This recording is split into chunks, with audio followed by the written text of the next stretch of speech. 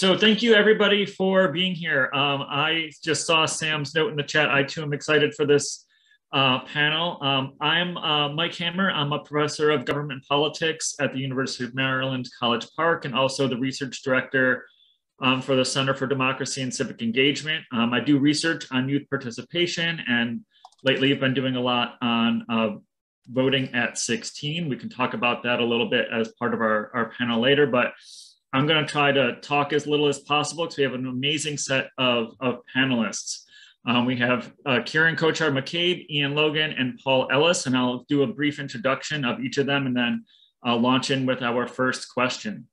So Kiran formerly served on the Tacoma Park Youth Council and voted as a 16-year-old.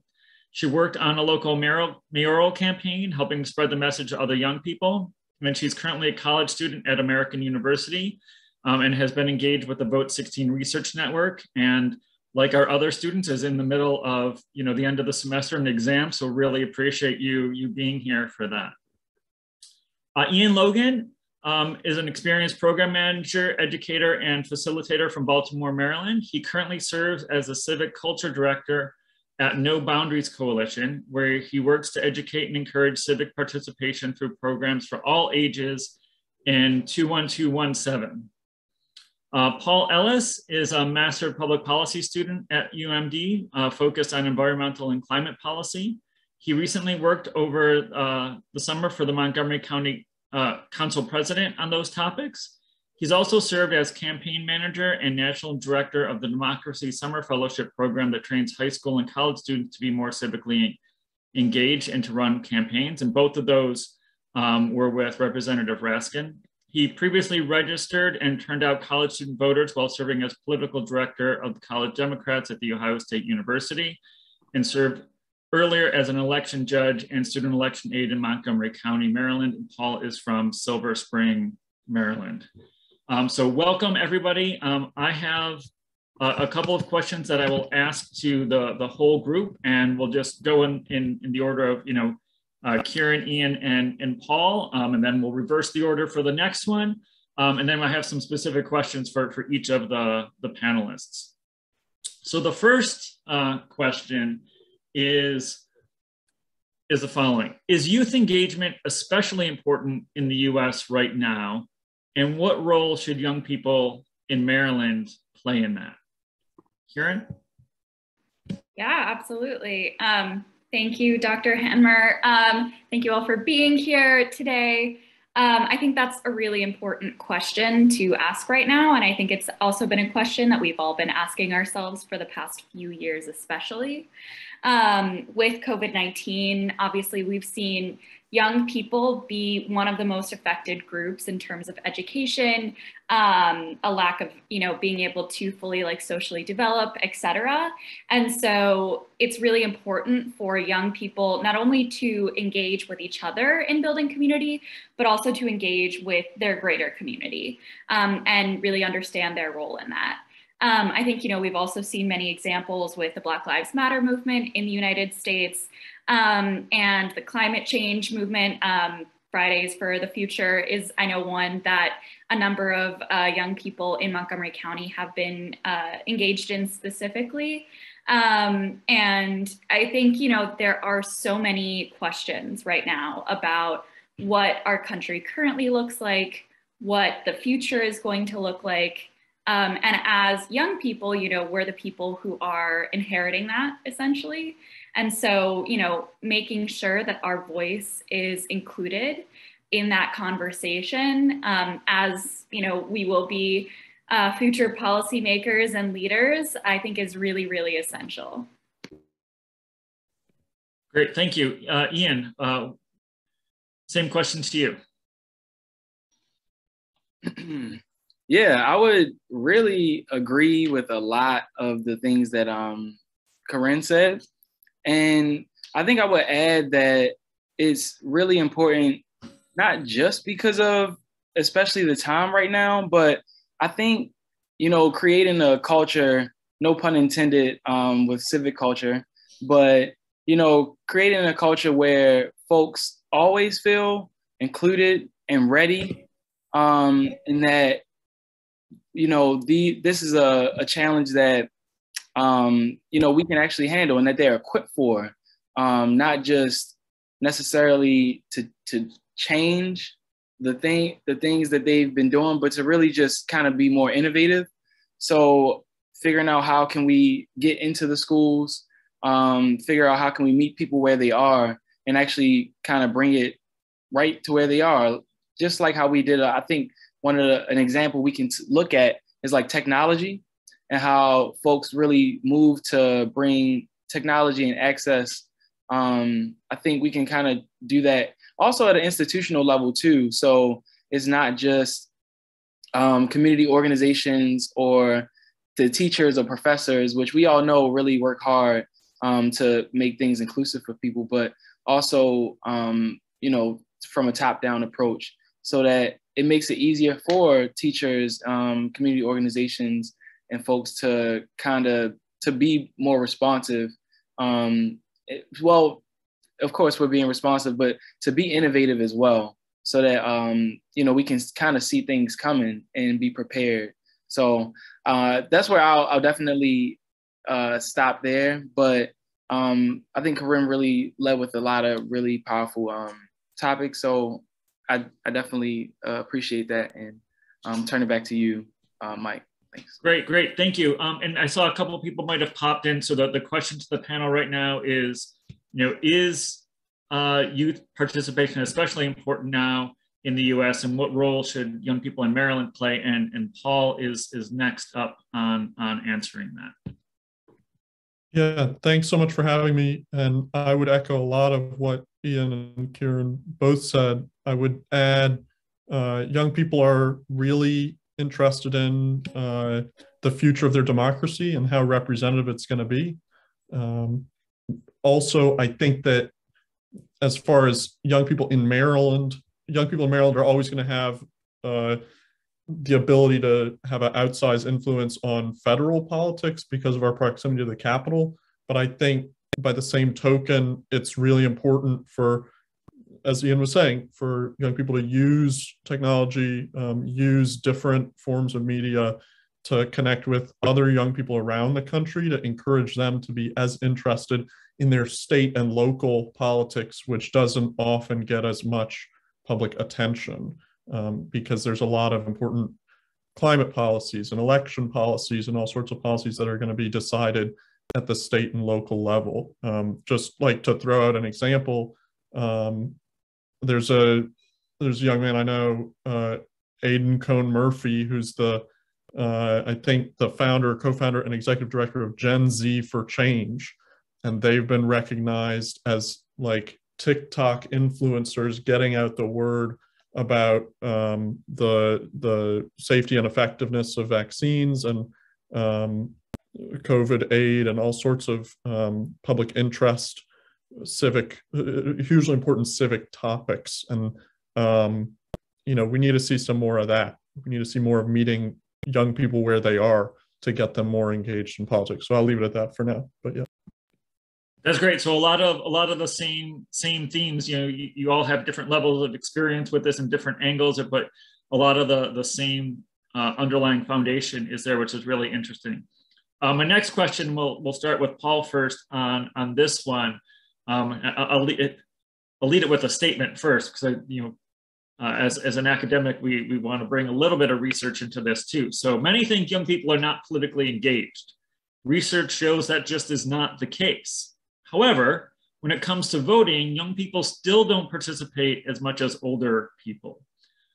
What do you see as the key factors that explain that? And then following up on that, what then do you think are the best solutions?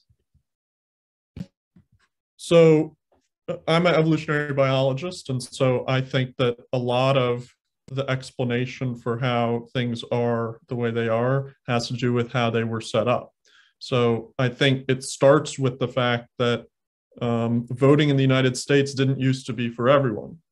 It used to be, at the beginning of the United States, only for white property owning men who tended to be older. And election day was Tuesday because that was market day. People were already in town on Tuesday in a more agrarian society.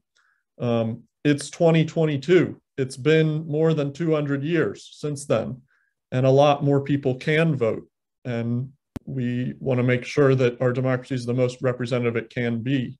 But Election Day is still on Tuesday, and it's not a holiday everywhere. It's not even a holiday at the University of Maryland. There's classes on Election Day, and there's some students who want to change that. Why is it any surprise that when elections were initially set up to cater to only a portion of the people who lived in the United States, and they haven't changed enough since then, that they still best serve people who belong to that demographic? So that's one thing, is let's make it easier to register to vote. Let's make it easier to vote by mail, vote early, vote in person. Let's make it convenient. Let's make informational materials about voting available in all the languages we can. Let's have a greater sort of civic culture around elections. So those are some of the things I would say. Some people would say, why can't we have online voting? I am actually against online voting because I think it's important to have a paper trail and a record of all the votes, so that there's not concerns about election integrity. But with the exception of that, in general, I think, with the exception of online voting, I think there's some pretty straightforward, easy things we can do to make it easy to vote. And yeah. All right, thank you. Yeah, I think that historical perspective and reflection is helpful in thinking about how we can do things going forward. Eean, what's your response to this question? Yeah, I'll definitely say, Paul, you brought up a lot of good points, and especially I love to highlight the fact that elections are not a holiday. I think that's really one of the places that we could start. And when you think about it, how kind of easy it was to make Juneteenth a holiday. Not saying that they obviously are equal or anything like that, but I think it's really important to kind of build that culture around the importance of it, and then making it on the weekend is just as fun, or a Friday, to where you can really get schools involved. I'm talking like even down to high schools. I know a lot of young people actually are 18 around election time, whether it's in November or during primaries. So really focusing on that. And there's a lot of, you brought up academia. So shout out to the academics on the call. There's a lot of actual data around it. And I'm sure Sam could send it to you. Sam's on the call. Shout out to Sam. You see, I got my Baltimore Vote shirt on. And everybody who's definitely affiliated, because I know back in 2018, when we definitely turned out a lot more folks for the governor's race, which typically hadn't been happening here in Maryland. So continuing traditions like that, I think really could inspire a lot more young people to get involved. Also making it more intergenerational. We just actually did an event for my young people for the thank you election heroes. So we actually found out, all of my young people found out they could make, at least $160 for working election day, and actually at 16 here in Maryland. So that was fun for them to find out. And it's kind of a campaign that we're really going to run with. It's different because unfortunately the Maryland elections are pushed back to when they're in summer, but a lot of our students are with Youth Works. So we're still going to sign them up and, get them involved, and they'll really get a chance to learn from a lot of the poll workers that are already doing the work. And I think also those type of things, even at the Thank You Heroes election, we had a gentleman from Sandtown, Elder Harris, who really spearheaded some really back like traditional voter registration tactics, where he stayed on the roof for a couple of days to inspire folks to vote here in Sandtown. They wanted to send over 500 rides, and they did. So, he actually came to the Thank You Voters election for my youth program and got to share that story with the young people that we have. So those type of stories, I think, and really getting to understand how important it is from somebody in your neighborhood, even if your family members are not necessarily going to vote, but being a part of an organization that really inspires you to be a part of democracy. I think continuing to do that, and then having a whole country in a state also follow that tradition and those type of things. We're making it a holiday and making it a party when you go to vote and celebrating you as a first-time voter. I think we'll really create a tradition of lifelong voting. So that's also where I'll stop. But I really thank Paul for bringing up those really good and important ideas. And that's definitely what I'm working to do. So I know y'all heard me talk about the young people I work with, but that's just really what inspires me, because they always get really excited when it comes to election time, because we do make it a party. They actually help plan some of the events, and some of the things that we're doing. So I'll stop there. That's great. Thank you. Yeah, and we're going to talk a little bit more about election judges and election aides coming up. So I think this is already previewing some of the other topics we'll get to. Kiran, on this topic, what's your sense for the situation? Yeah, I really applaud everything that Paul and Eean said. I think one of the things that I really want to highlight is, Paul, what you said, the idea of it's really a matter of how things have been set up from the very beginning. In one of my classes this semester, actually, we were discussing that concept in terms of kind of the way the world works, just in general. And, one of the things that we talked about is, when things have been done for so long the same way, it feels like it's inevitable. And it feels like there's no way that we can break out of that cycle and we can change it. But we know that's not true, right? Because we know that things were set up a certain way and that can be changed. And, Eean, I'd really like to also highlight what you said about, really making it like a party and making it be that big community, coming together to participate in, their civil, duty to vote and to have a say. So I really think, as young people, that is really important, because you're often not really getting that same interaction when you're going to the polls. Or I would be remiss if I didn't mention voting at 16, as I'm from Tacoma Park. But one of the things that the whole conversation about lowering the voting age to 16 is to address, why young people 18 to 24 have such a low voter turnout rate. And one of those reasons is because that age group is in such a transitory period of life.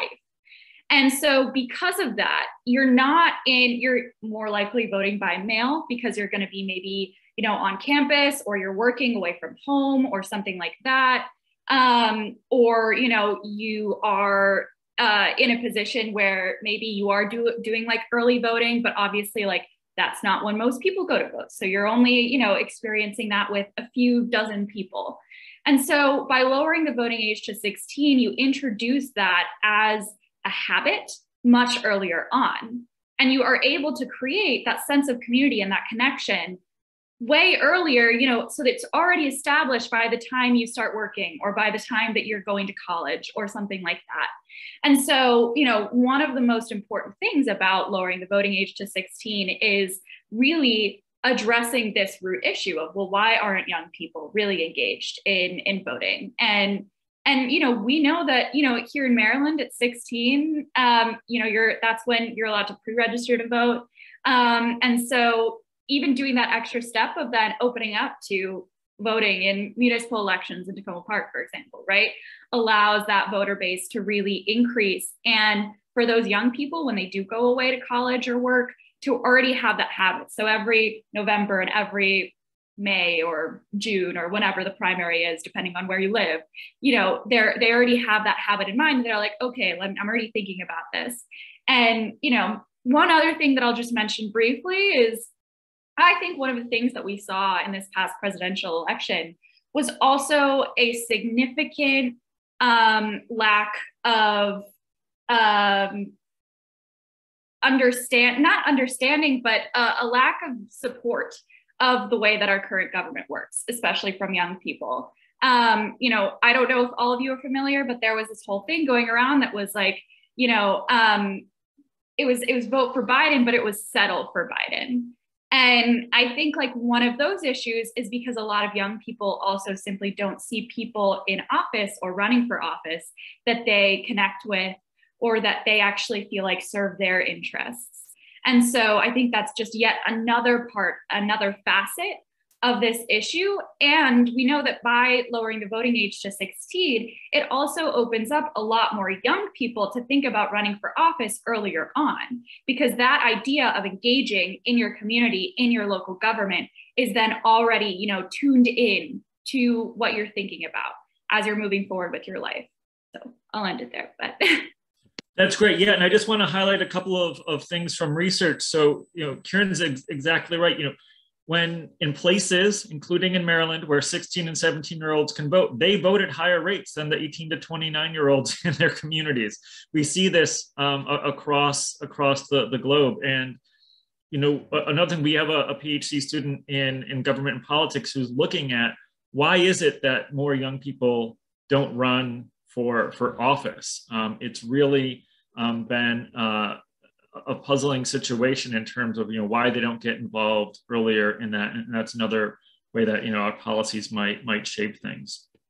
Next question, I'll go to Eean first on this one. I'm interested, what's your approach to engaging young people, and how, if at all, does it differ from when you're engaging a broader community that includes, you know, people 30 and over as well? It's funny. I looked at this question, or I thought about this question, and I was thinking, it's really not too different, because we, even at No Boundaries, in 21217 in Greater West Baltimore, I feel like we have a unique population. It's like folks are really, really engaged, and they're voting already, and they've been voting for years, or you're new to voting, you're new to a community association meeting, and different things like that. So our first meeting is actually usually a pleasant interaction. We try to make it, even if it's around a really emotional or difficult topic, as oftentimes that is our first interaction, is we try to get folks interested where they are. So what type of issues that they're interested in already. We run a fresh produce market. So we meet a lot of people in our market on Pennsylvania Avenue. And we run a lot of different programming there. We're actually trying to get some like literacy for youth started there. So where young parents could bring their young people and shop at the market and read. So we might talk to them about Baltimore City Public Schools. Did they hear about a new legislation? And then, you know, we're asking, have they voted? Or is this something that they do? Or, you know, in recent years. And we also, like I mentioned, we have a youth program where at the end of every school year, we register our students to vote. And the ones that are able, we register them to then register other people to vote. And we encourage them to also be election judges. So we just try to meet them already where they are and doing those type of things. And the reason I say it's the same for the rest of our population is because we also have a similar program that we actually started after our youth program called the Block Captains Boot Camp, where we do everything to train anyone who's interested in 21217 about community organizing. So it's also starting with the issue. You know, what are you really interested in? And of course, we like I said, we do it in a fun way. We always try to feed people. Most of the time we are having a pop-up or an event, like National Night Out. Even during COVID, we were outside of our office when the market closed, you know, handing out goodie bags and different things to the kids. So, and asking people to register to vote. So doing it early and often not even when there's an election, and getting people prepared and helping them understand that you can always be civically engaged and be able to participate, especially around something that you're interested in. Even if it's like trash on your street, we might introduce you to your city councilman and let you know how you can get them involved. And also, if you feel like they're not answering, how to get them, replaced and things like that. So we take them through the whole process. And yeah, I'll stop there because those are like our main points. And I'll wait for questions because if anybody has them, I'd love to answer. But really, starting with the issue for folks and going from there. Yeah, that's great. And I think it's really important to highlight working outside of just election season and making it a year-round proposition. That's outstanding. Next question is for Kiran. I think it would be interesting to learn more about how you got involved with the Tacoma Park Youth Council. What led you to do this? That's a lot of work, I'm sure, and as a high school student, a lot of responsibility. So what led you to do this in the first place? Yeah, absolutely. So I kind of, for growing up, my elementary to middle school years, was involved mostly in terms of international issues. So humanitarian issues. My mom actually does like human rights work. So that was a big part of my life growing up. Once we moved to Tacoma Park, we used to live in the Bronx. So once we moved to Tacoma Park, it was very interesting because I was introduced to a whole new type of community that I hadn't been before. And it was really cool because I got to see, such involvement on such a local level in government and in community that I hadn't seen before. And so what ended up happening actually was I had several friends, and they actually were the ones who helped to put together the original Tacoma Park Youth Council charter. And then they basically, one of them was like, let me know, and was like, you should apply. And I was like, that sounds like a really cool opportunity. And so I did, and that's basically how it ended up. But it was really incredible to get to be part of such an incredible group of young people, and even just like our Tacoma Park city government in general is really wonderful to work with. And so, I also, in that role, I was able to learn a lot more about lowering the voting age to 16 and about, our youth community here, not just in Tacoma Park, but in Montgomery County in general, and the way that we're able to interact, like Paul was saying, with, our federal government, who's right down the street, and what impact that has on young people and how we choose to be engaged in our community on such a local level. Yeah, I feel like that's pretty much it. That's great. Thank you so much. And then the last question from me, and then we'll turn things over to the rest of the audience, is for Paul. And this question, relates to something we've talked about a couple of times already, but I know that this is something you have a lot of experience with. So what are the main reasons why you think young people should work as election aides and election judges?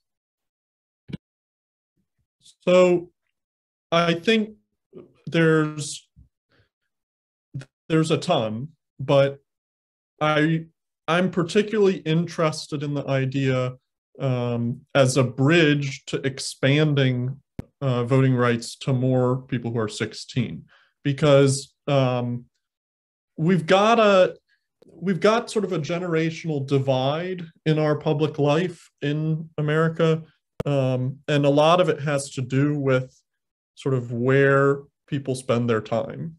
And time's the most valuable resource. It's finite. You don't get it back.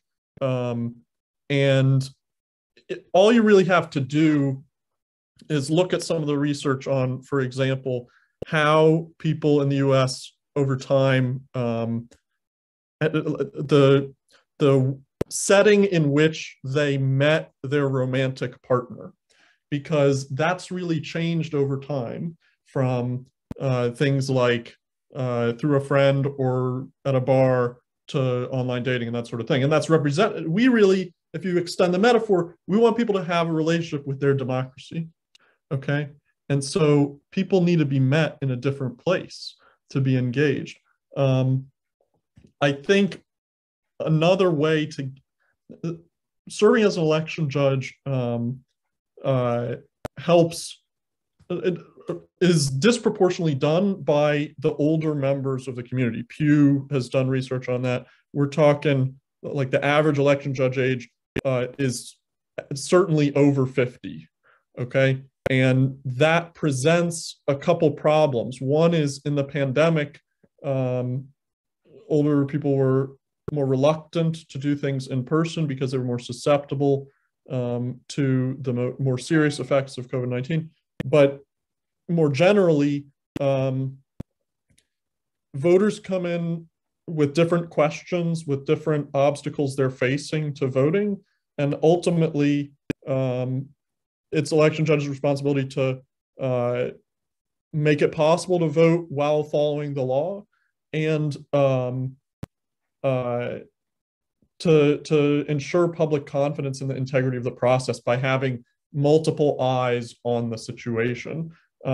So it's important for students to do community service, meet people in their local area, and have those people meet them and understand what young people are really like and interested in, and show that young people can be solemn and serious and committed to a higher purpose, and not just sort of doing things willy-nilly for no reason. But the biggest reason why young people should be election judges and student election aides is because I'm going to explain in a minute. I look back recently at the text of James Madison's Federalist 10 from the Federalist Papers, in which he advocated for why we needed a constitution, and it should be the one that we ended up with. And the subtitle of the document I had never noticed when I first learned about it is "The Union as a Safeguard Against Domestic Faction and Insurrection." That's the title that he wrote in 1787. And he said, if you'll permit me for a minute, he said, talking about the sphere of people engaged in their civic life and by extension, elections, extend the sphere and you take in a greater variety of parties and interests. You make it less probable that a majority of the whole will have a common motive to invade the rights of other citizens.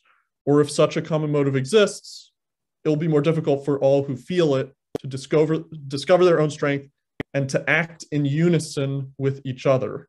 So we understand this basic principle of, like, the more eyes you have on a valuable or serious process, the harder it is for someone to interfere with it. We understand this if you ever know someone who has something in a safety deposit box at a bank. You have to have two different bank employees to open the vault or open the box. You cannot have just one person opening it. And so too, in election administration, there's bipartisan teams or multi-partisan teams. So the more eyes you have on something, the more people involved in decisions related to serious, valuable events or processes, the harder it is for any one person or even small group to mess with it. So the most important reason why young people should be election judges is because they have a vital role to play in the continuance of our democracy and in the public's confidence in that democracy. So I was inspired because I look back at what Madison wrote over 200 years ago, and that sounds awfully familiar to some of the challenges we face in America today. So. That's great. Thank you so much. So great answers to the initial rounds of questions, but we really want to hear from the rest of the participants. So if you have a question, you can either raise your virtual hand or your real hand, and I'll call on you to ask a question of our panelists.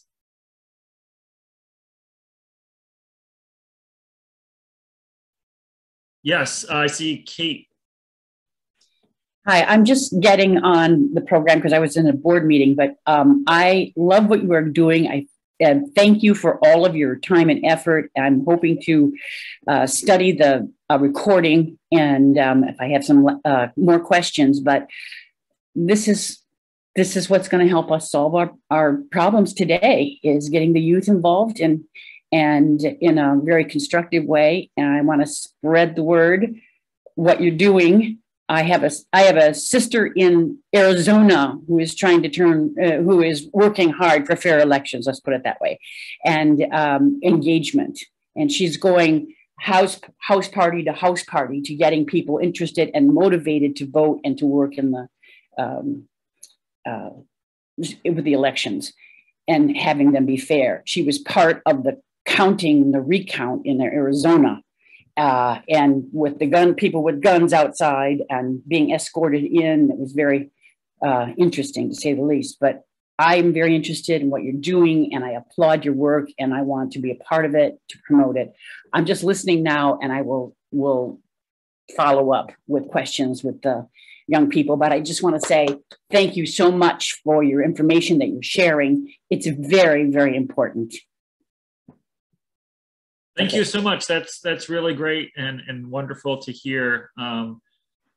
And there are a lot of resources from the Maryland Civic Education Coalition, and I know that there's a way to scale this to other places and bring it to other places. And so I'm looking forward to a future Arizona coalition meeting. If there's not already one in the works, I can see the light bulbs going off above Sam's head here and some others too. So well, if I can get if something is happening out there or something that Arizona people can chime in on, I want to be able to share it. So Sam, please take a note, because my twin sister is really active out there and making things an improvement in government. So that's great. That's great. Other questions or comments too? I see Rusty.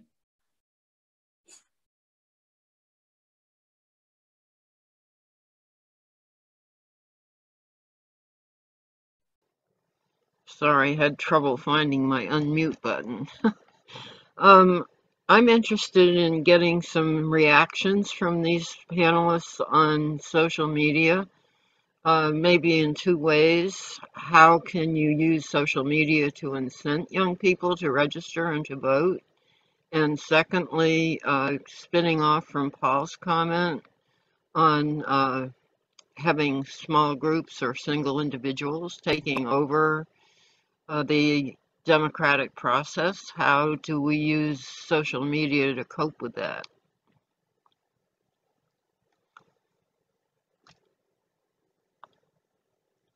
I could start, if that's all right. Is that all right? I think social media as a tool to organize young people and others is most useful as it pertains to getting people on a sense of a common calendar, okay? Like in the pandemic in particular, we lost our cues during the year in the calendar. We lost a common sense of rhythm, of holidays, everything, certainly in the early months. And so I think you can't prepare in an organized way to encourage people to vote and be aware of the many different options and settings and ways they can vote and reasons they should vote and the powers of the offices they're voting on, unless people are on sort of the same page, on the same calendar. And so social media to me is most useful as far as getting people on the same calendar to a greater extent. I think we've all been sort of learning in greater detail of the extent to which it's a double-edged sword, that the posts that get the most engagements are the posts that make people the most angry often. And that's fundamentally a problem for democracy when the most vocal actors are the ones that are seeking to provoke a reaction, whether or not it's genuine, whether or not it sort of advances the public good. So I think social media can be a tool if you seek out information that does not agree with your pre-existing beliefs, to see what different people in the country believe. I think it's not the best single use of our time to be like individually combating misinformation and disinformation on social media, like in the comments section. I think it's longer conversations that happen in person or on the phone that are going to be more persuasive to people in our lives on that topic. I do think you should combat disinformation, misinformation, and sort of bring all the information forward that you can to show people what is more clearly the truth, right? And support local journalists, right, who may or may not be on social media. So that's, I hope that's helpful. I hope that's germane to your question. So thanks. We're running out of time for this session. I just wanted to see if Eean or Kiran have a quick response. And then Abby has a great question in the chat that I'm going to ask that we take that up in the breakout room. So I think it's a really interesting question, but we want to give time for the breakout rooms. And so just Eean, Kiran, do you have anything to add to that question? I put something in the chat for Abby, because I feel like it's a little bit of both. Really quick to Rusty's point too. I think overall, I'm big into incentives. I feel like even recently there's been a lot around incentives. So running a little bit more public campaigns, literally like nonpartisan public campaigns to invest in more public voter registration education, kind of like with the NVA voter registration, but literally investing in those type of things so that it's not as much of a private investment in, candidates getting people to register to vote, but literally our public. So I just wanted to say that too. And I think that goes with social media as well. And really quickly, I'll also just add that I think one of the things that social media can be a really great tool for is also the idea of creating that sense of community that we were talking about earlier, along the same lines as, kind of like what Paul was talking about with getting us all on the same page, essentially. I think, one of the things is, for young people, especially, knowing that their friends, their peers, their own network are also participating in the same action all together, I think is something that's really powerful, and that social media really helps to diffuse amongst all of our different networks and populations. That's great, thank you. So Zach is in charge.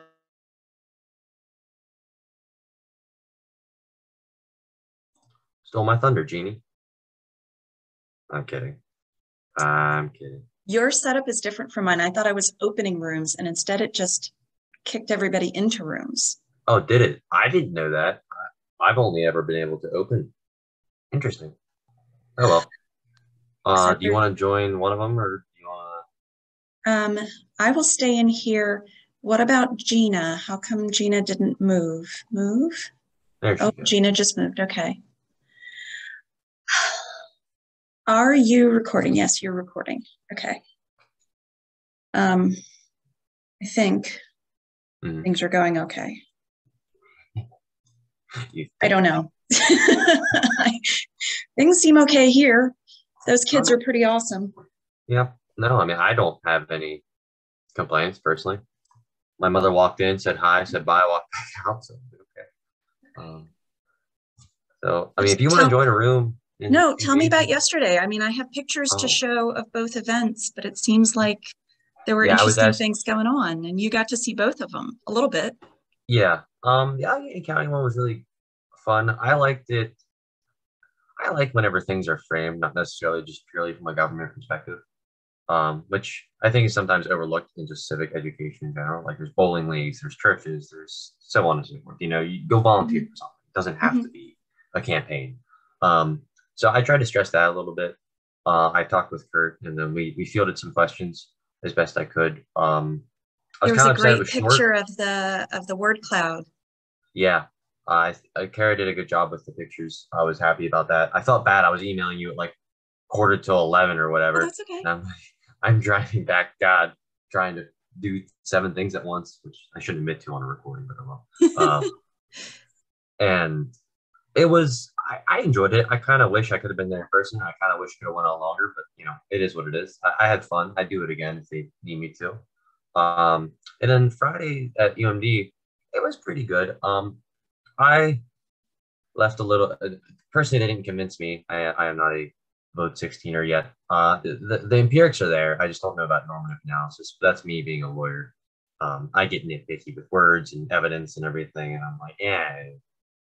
So, you know, don't necessarily let my opinion stop anyone, but nonetheless, I think what I think, and I'm not going to pretend that, you know, I'm not that kind of person. I thought the legislative debate about is it Baltimore County were the student member of the board, or Baltimore City wanted power to approve the budget along with the rest. I thought it was very interesting listening to the arguments back and forth and back and forth. And in the end, I think if you trust the child to be on the school board, as you trust all of the other people to be on the school board, then it's their job to figure out what they need to learn. And hopefully there are processes in place on the board to educate. It's one of the things that the League of Women Voters, we started our session as members in June, and it's taken until now to really kind of get all of us on board with how the mechanics of the budget and numbers and reporting all works.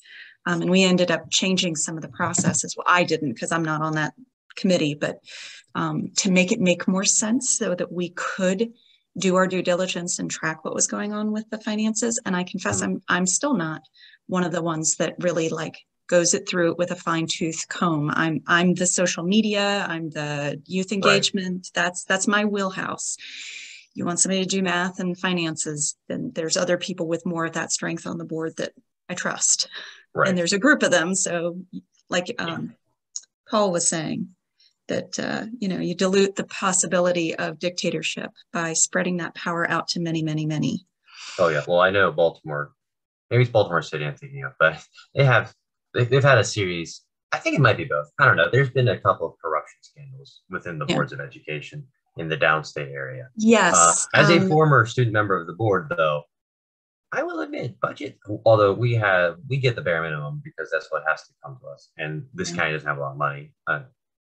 As you know, you're not that far away from me. And it's more of,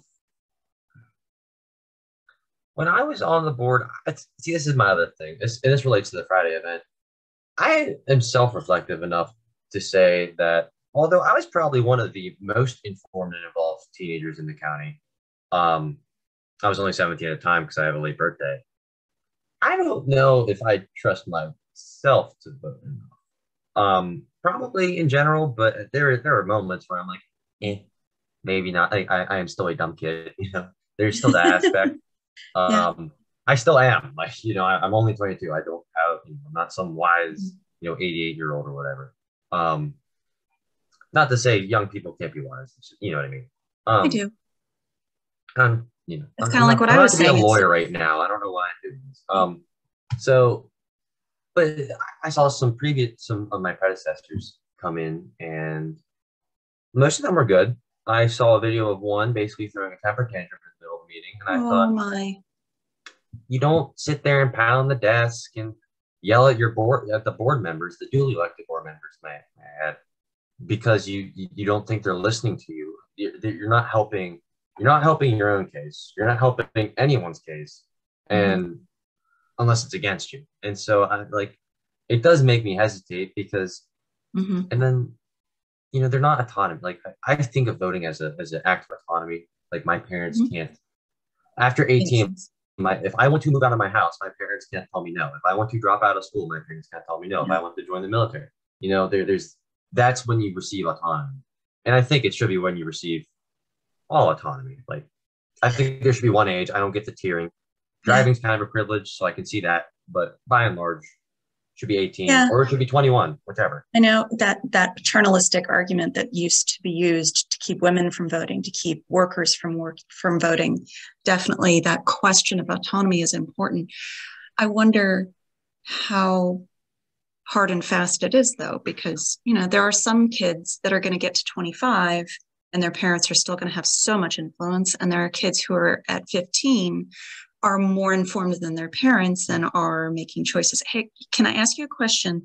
Yeah. I was trying to actually, let me ask you one real quick about the Zoom room. I'm going to close the breakout rooms about 12:40. That sound good to you?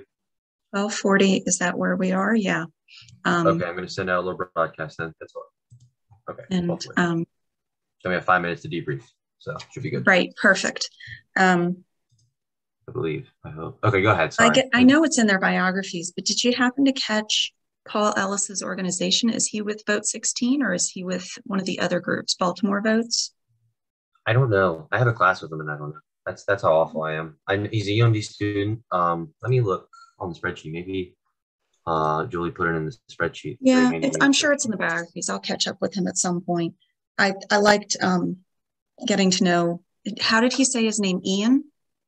Eean, yeah. I think it's just Eean. Yeah.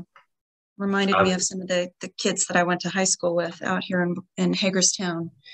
Our neighborhood is, as you would expect in Hagerstown, very white.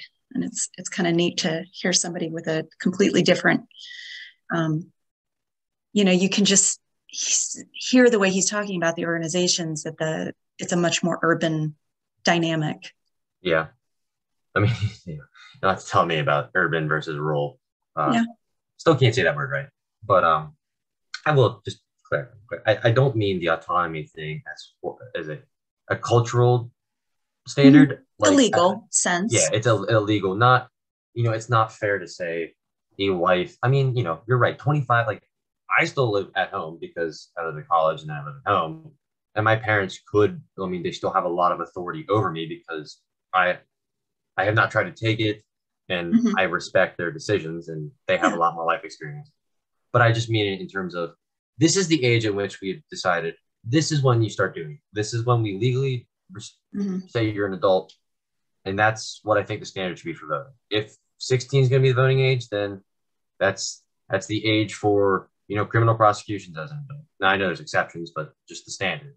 I am glad that Maryland's moving to protect kids more in that respect when it comes to criminal prosecution and even just questioning. I even though I dream of being a prosecutor at the moment, I don't like prosecutor undue influence, whatever the word. I can't think, malpractice, whatever. I don't know. Yeah, malfeasance. Yeah, that one.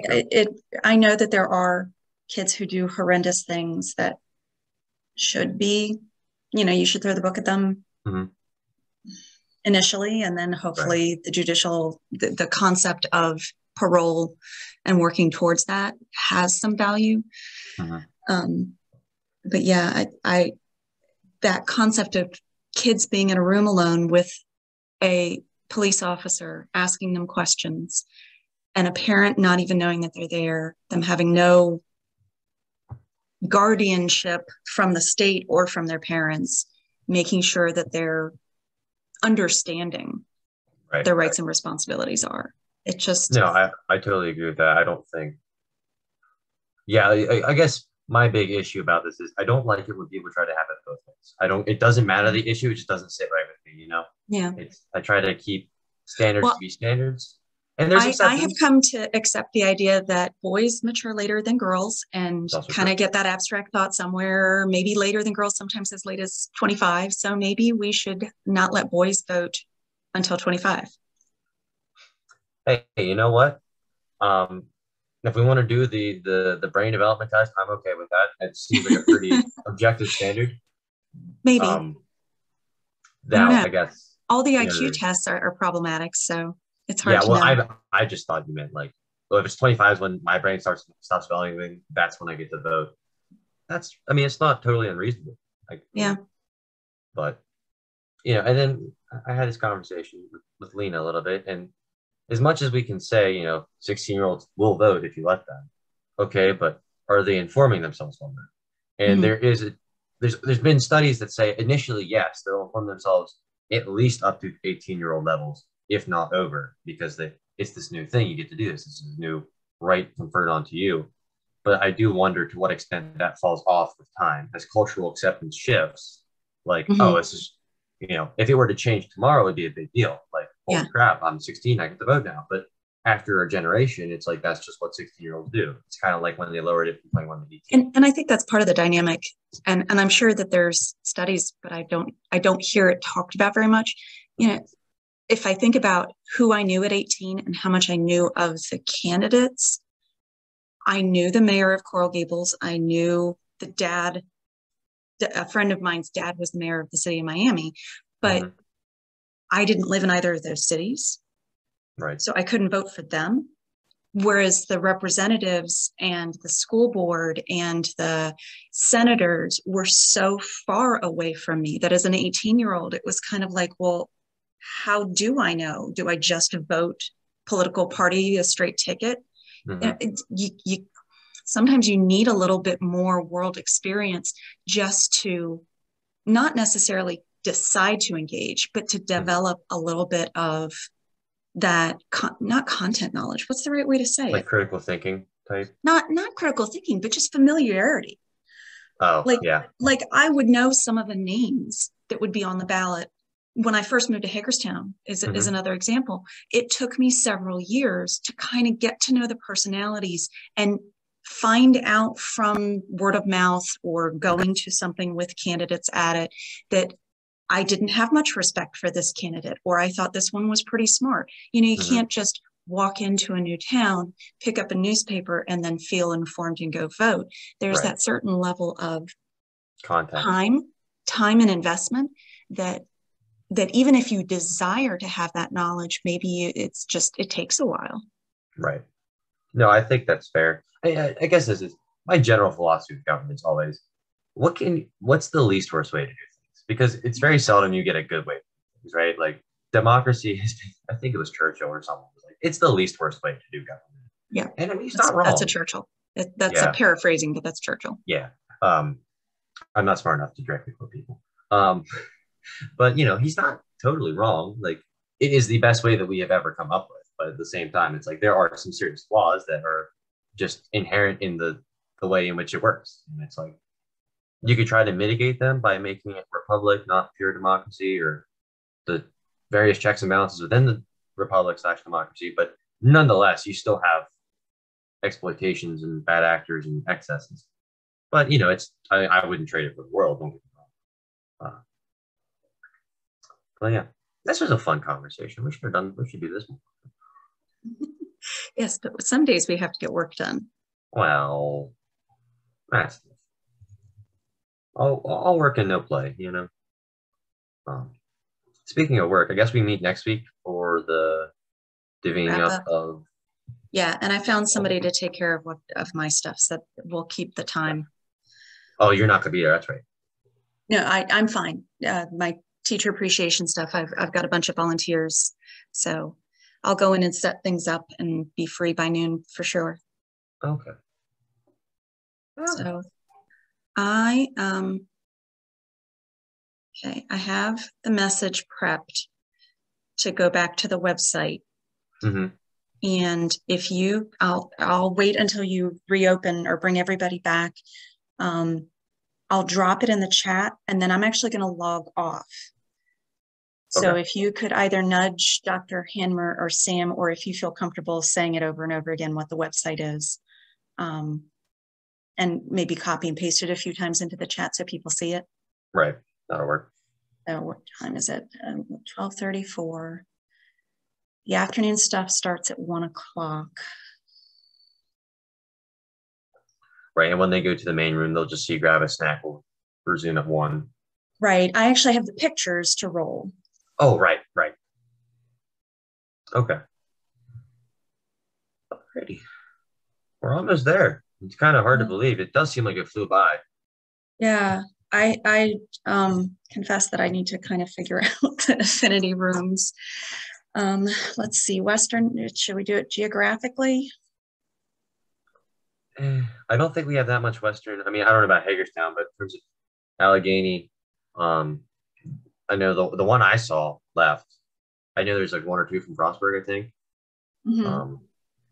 I don't know. I just don't know if there's enough per region. Like you might have like 30 people from Baltimore, and then you'll have like we don't have anybody from like Eastern Shore. I finally did get a couple of people from Harford County to sign up, but Cecil, right. Worcester, no, not Worcester, Wacomico, no, Worcester County, Harford County. No, I can't keep it all straight. And I spent a couple hours cold calling, emailing civic groups and Rotary groups and teachers, and just, you know, I even convinced the only reply I really got was the Eastern Shore Literacy Association said that they'd posted on their Facebook page, but I don't know that that made much difference. Yeah, and even in one of the things was it's for like the civic groups I'm engaged in. Like there's a big banquet tomorrow that I have gotten out of setting up the tables and chairs for, but I still have to staff it tomorrow. So that there's a ton going on today, and it's nice weather. Yeah. And you know, when we did this College Park. When we did this last year, it was right after January 6th. Everybody was really, really, really uptight about all of this stuff, motivated to come to something like this. And it was a winter day. Right. So, yeah, I think, you know, if you pick a Saturday in the warm months, it's just hard, you know. And that's what Kara was telling me a little bit. She was even concerned about Friday because of AP testing, and it's, you know, it's a Friday. But they had a good turnout, thankfully. I think we still had a good turnout here, obviously. But yeah, it's hard when the weather's nice and it's Saturday afternoon. But yeah, as is life. In fact, my parents are at camp. They're at what? Camp. What does that mean? It's a little cabin we built. Well, it's my mom and my stepdad, I should say. My dad's setting up for the banquet. If I look out my window, my sister's bedroom window, that's West Virginia, like I kid you not. And so the Potomac's down there. So if I just go down to the bottom of my mountain, across the street, past the ball fields, over the railroad tracks, there's this plot of land that we are friends with the owner. We built a little cabin, it's on the river. It's really nice. You float, you have fires, you sleep, you do the camp things, cornhole, etc. I don't know if they have cornhole in Florida. I'm sure you do. It's a big beach. We do. We have cornhole. We live on Antietam Creek, so we don't have to go anywhere. We just walk down the hill. That's nice. I like living near water. It's very. I don't have to worry about it flooding because I'm on the side of a mountain. But yeah, it's a nice leisure activity. In fact, when the pandemic started, take a look. Yeah, the kayaks were on sale still because it was still cold, and I was like, what else am I gonna do with myself? So like for $180, I bought myself a kayak, even though I'd never gone kayaking before. This is a great investment after, 2.5 years. It definitely paid off. Okay, the breakout rooms will be closing in 1 minute. Yes? Oh, thank you. I'm sending it. It's good.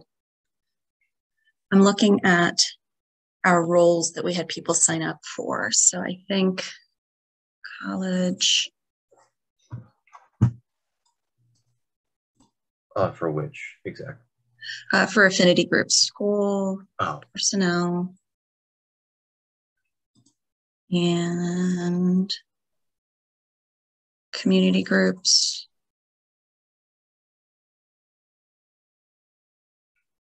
Did you say students? I assume you said students. Yeah, I was going to do one. Let's see. I don't think a whole lot of people are going to take us up on it.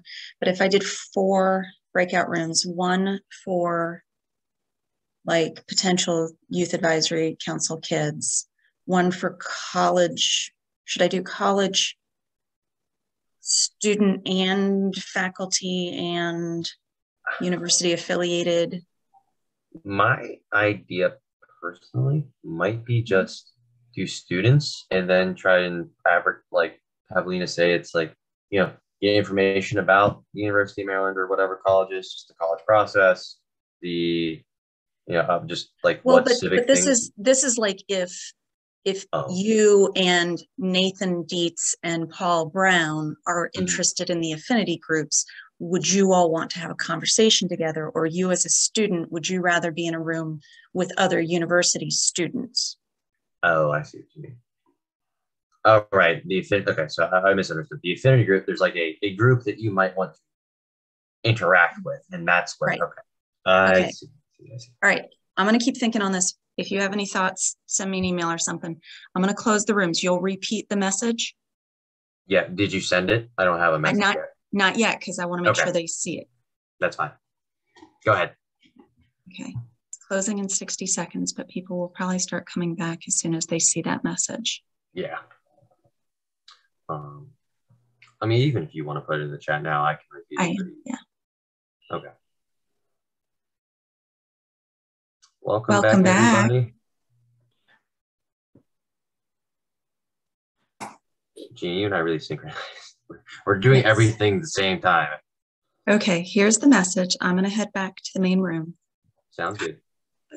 See you in a little bit. But Gary. Oh, Sam walked away. Hi, Gary.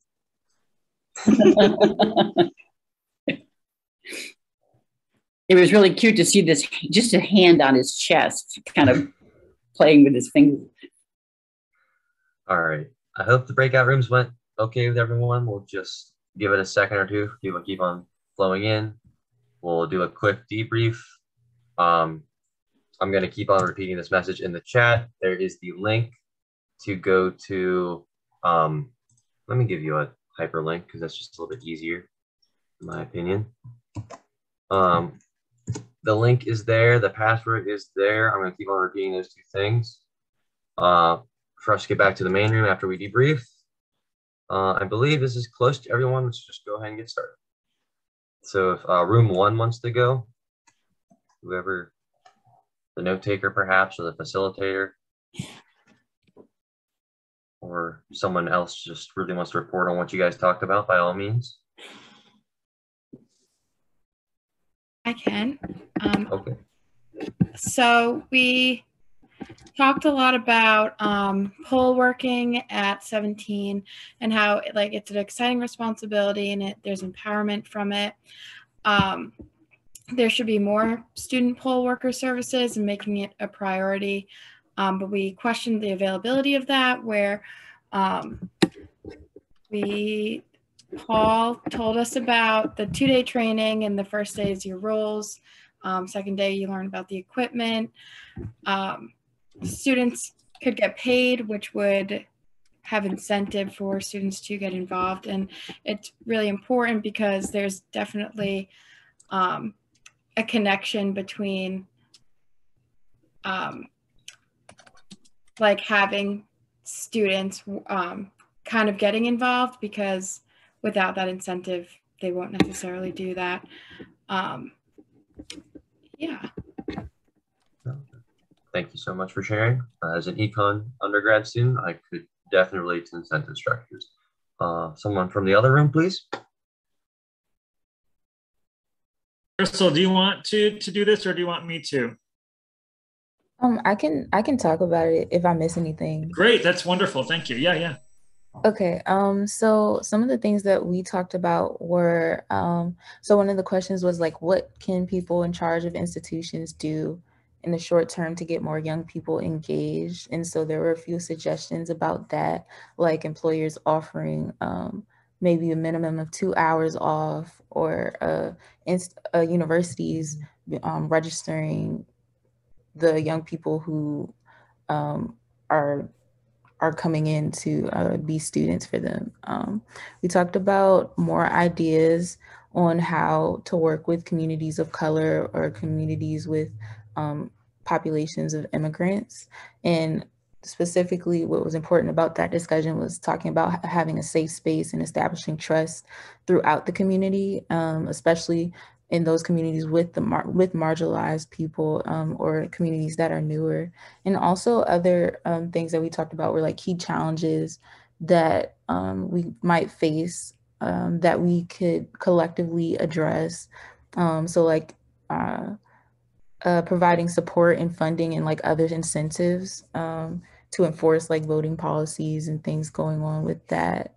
And yeah, so those were pretty much what we discussed in the room. If I forgot anything, Mike, you can add it. No, that's an amazing summary. Yeah, it was a great conversation and a lot of fun. All right, thank you, Crystal, for that report. I really appreciate your help today. Same thing with you, Gina. Everyone else that helped along the way. Our panelists, thank you. We have ended right on time. I guess I do run a tight ship after all. The link for the main room, or to get back to the main room, is in the chat. The password's there to get back. Click join the main room. If you need help, you're getting lost, let me know. I'll hang around until everyone's gone. I believe we will resume after 1 o'clock. It's a good time to go get your lunch, something to that effect. If you want to stay back, ask me a question, by all means. Like I said, thank you again for everyone coming, and have a great rest of your day.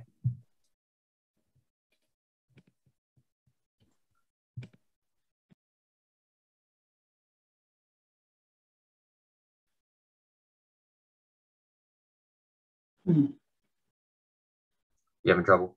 Well, I'm trying to get back to the main one. What do I? Oh, I've got my chat up, so I can't see it. And then try it again.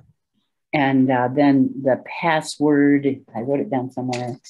I put it back in the chat. Did you say it was up? I've got it. I wrote it down. Okay. See, if I'm trying to navigate my screen, sometimes everything is covered up. So yeah, no, I know. I'm not sure. Okay. Is everyone else finding it okay? Need me to do something for you?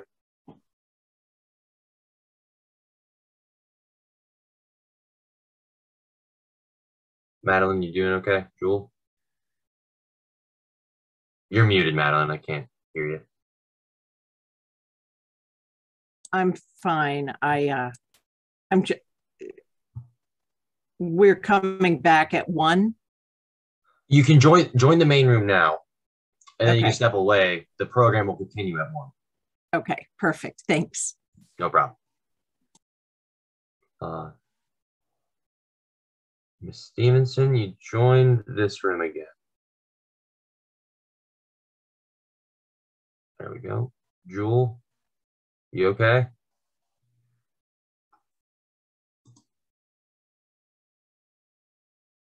Hello.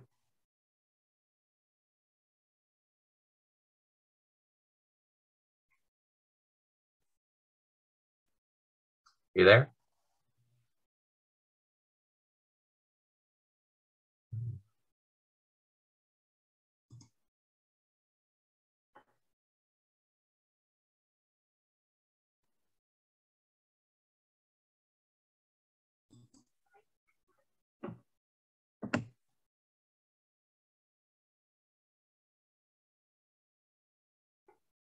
Joe, I saw you put something in the chat about 2 minutes ago. You can hear me. Let me know, because we need to get you over to the main room. I can't leave, because if I leave, you'll lose the link. I don't want to leave you stranded.